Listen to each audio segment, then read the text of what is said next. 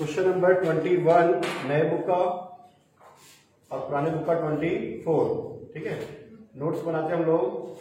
Note सबसे पहले बना रहे हैं note number 1, machinery account. Machinery account, ठीक है।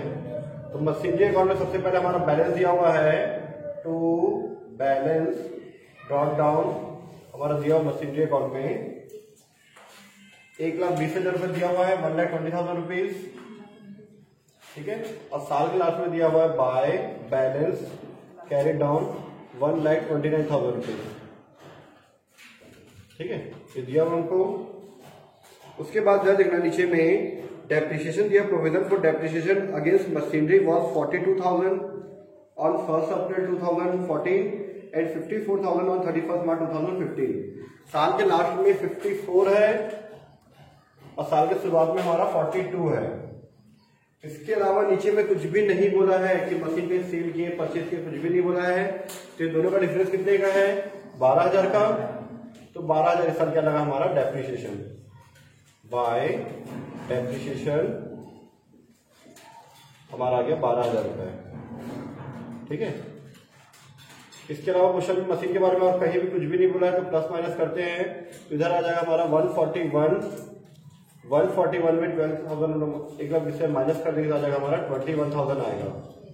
ठीक है, ये जो हमारा बैलेंस बचा हुआ है 21 जो इससे कम आया है उसको हम लिखते हैं टू परचेज ब्रैकेट में बैलेंस।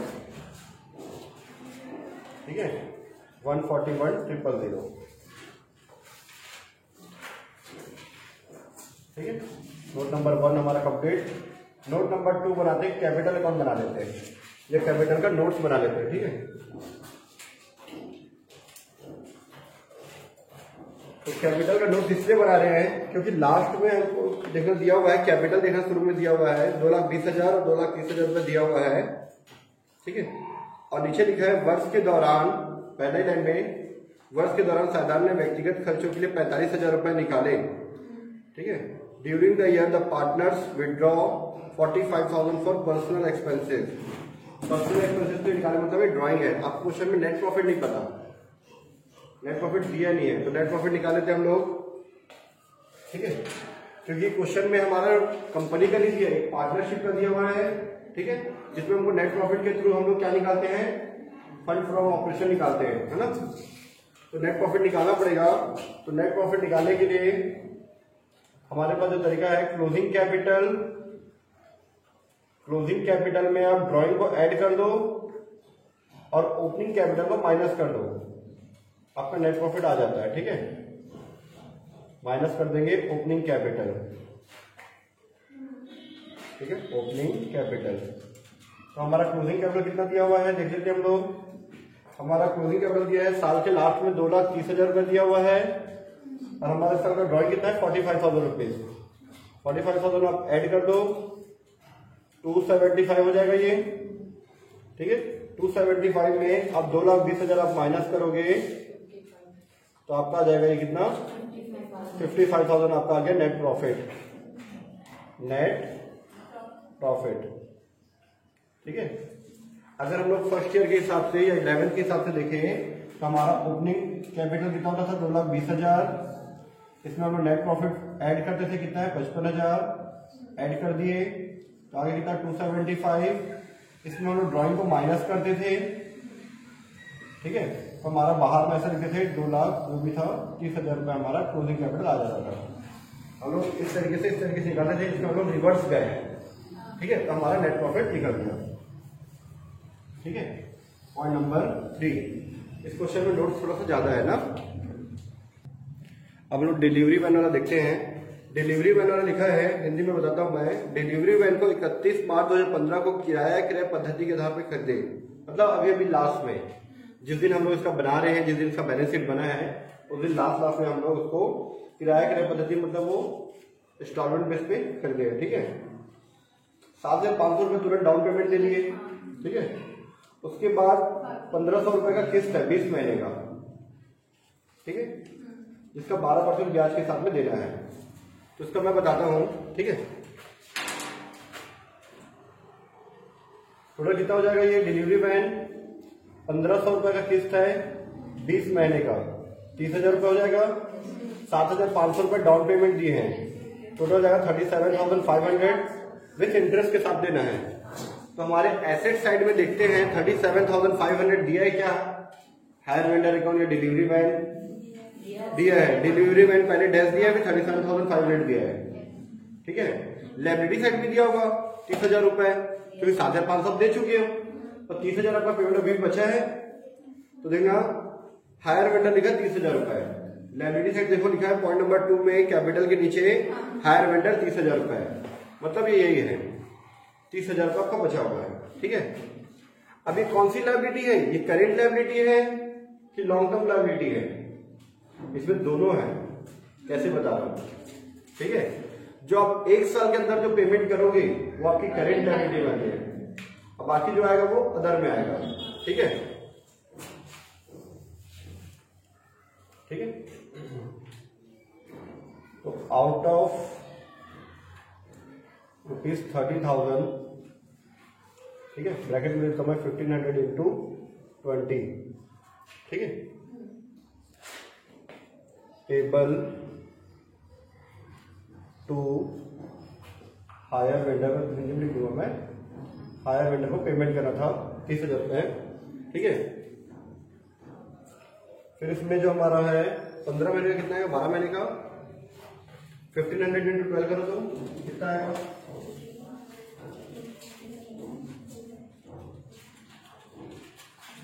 ठीक है, तो ₹18,000 18,000 आ रहा है ना, यहाँ देते हम लोग 1500 इंटू 12, जो 12 महीने का जो इंस्टॉलमेंट जो है वो करेंट लायबिलिटी में आता। ठीक है, ₹18,000 विद इन अ ईयर,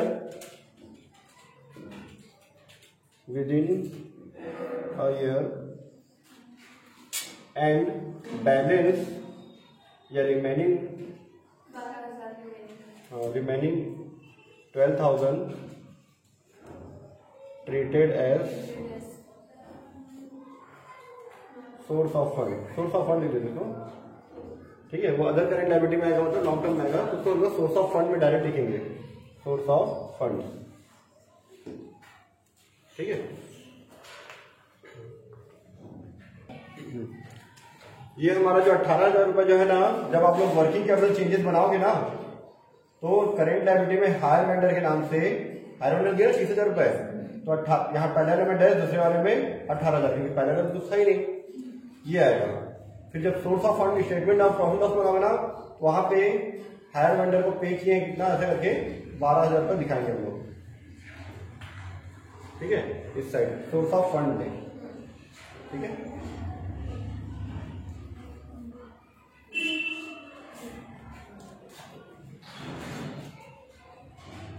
बाकी के लिए नोट्स करने की जरूरत नहीं है, तो बस अब फाइनल हम लोग का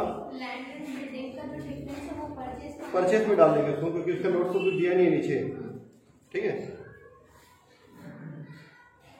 बाकी कुछ भी तो नहीं दिया हुआ है। ठीक है, तो हम लोग बना लेते हैं, इसके बाद adjusted profit and loss account बना लेते हैं। ठीक है, नोट नंबर 4। ठीक है, चलो फिर इसी को यहीं पे नीचे कर लेते हैं हम लोग।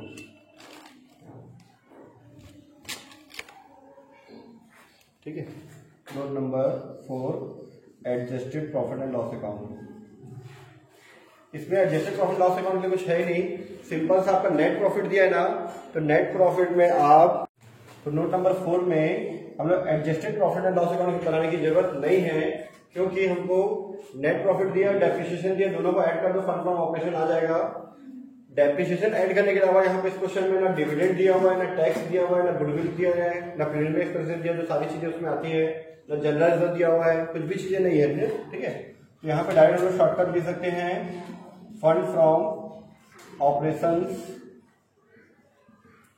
Equal to net profit plus drawing, sorry depreciation,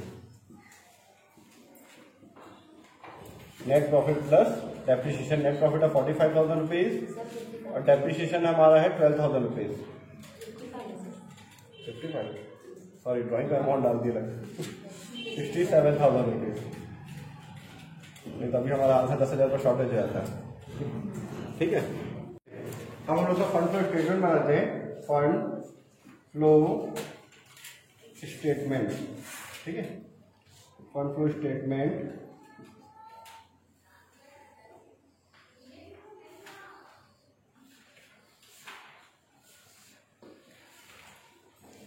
तो सबसे पहले क्या आ रहा है, डिक्रीज आ रहा है।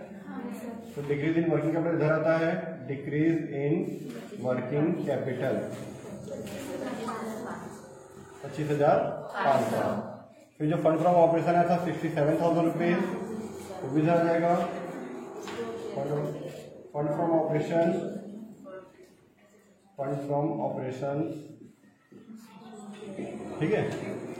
फिर उसके बाद हम लोग नया मशीन परचेज किए थे, तो इधर आ जाएगा मशीनरी परचेज। मशीन परचेज किए थे, कितना जाएगा, मशीनरी परचेज 21,000 रुपए, ठीक है। उसके बाद लैंड एंड बिल्डिंग परचेज किए, लैंड एंड बिल्डिंग परचेज कितना 22,500। उसके बाद ड्राइंग भी हुआ है, ड्राइंग्स है 55,000 रुपीज, सॉरी 45,000 रुपीज। बिजनेस में जो ड्राइंग किए थे वो, ठीक है। और हमारा सोर्स ऑफ फंड जो 12,000 लिखने बताया था मैं, ठीक है। हायर वेंडर करके लीजिए ना, हायर वेंडर 12,000 रुपए। और अब इसके बाद हम लोग बनाते हैं आगे लोन फ्रॉम बैंक। वो कम हुआ है ना, ठीक है। बैंक लोन कम हो रहा है, पेमेंट में आएगा, ठीक है।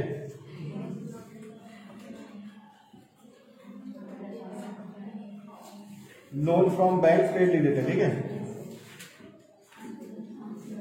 क्या किए हैं, पेड कर दिया, ठीक है। कितना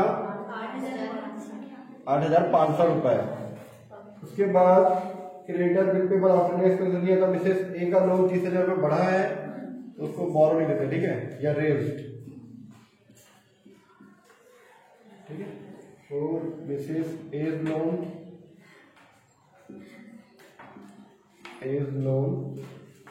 बोरो, बोरो मतलब देना, ठीक है। इसके बाद लैंड एंड बिल्डिंग का हो गया, मशीनरी हो गया, डिलीवरी मैन हो गया, stock, debtor, bill receivable, cash,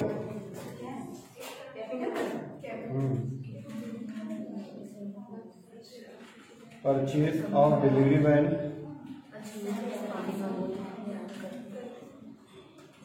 37,500। अब टोटल करो, दोनों साइड का क्या कितना है, इस साइड का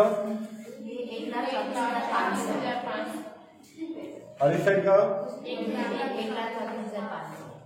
अरे वाह, दोनों साइड के बराबर आ गया, मतलब सही बनाया है, ठीक है।